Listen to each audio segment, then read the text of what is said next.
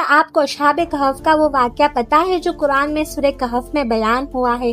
ایک زمانے میں ایک ظالم بادشاہ تھا جو لوگوں کو بت پرستی پر مجبور کرتا تھا۔ جو بھی توحید یعنی صرف اللہ کو مانتا اس پر سخت ظلم کیا جاتا۔ اس وقت کچھ ایمان والے نوجوان تھے جنہوں نے اللہ پر سچا ایمان لائے۔ جب انہیں محسوس ہوا کہ ان کا ایمان خطرے میں ہے تو انہوں نے فیصلہ کیا کہ اپنا شہر چھوڑ کر کہیں پناہ لے لی جائے۔ اس لیے وہ پہاڑوں کی طرف گئے اور ایک غار میں پناہ لے لی۔ انہوں نے اللہ سے دعا کی، ربنا آتنا من لدنک رحمہ وہیئ لنا من امرنا رشدا، اے ہمارے رب ہمیں اپنی خاص رحمت دے اور ہمارے اس کام کو صحیح اور آسان بنا دے۔ پھر اللہ نے اپنی قدرت سے ان سب پر گہری نیند طاری کر دی اور وہ 309 سال تک اس غار میں سوتے رہے۔ ان کے ساتھ ایک وفادار کتا بھی تھا جو غار کے مہانے پر بیٹھ کر ان کی پہرے داری کرتا رہا۔ جب اللہ نے انہیں جگایا تو وہ ایک دوسرے سے کہنے لگے، ہم کتنی دیر سوتے رہے؟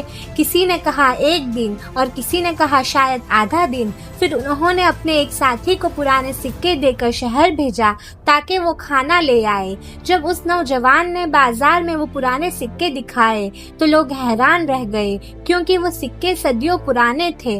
لوگوں کو سمجھ ہی نہیں آ رہا تھا کہ یہ کیسے ممکن ہے۔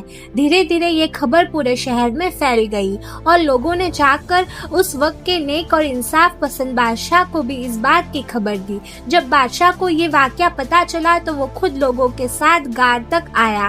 سب کو سمجھ آ گیا کہ اللہ مرنے کے بعد دوبارہ زندہ کرنے پر بھی قادر ہے اور قیامت کا آنا بالکل حق ہے۔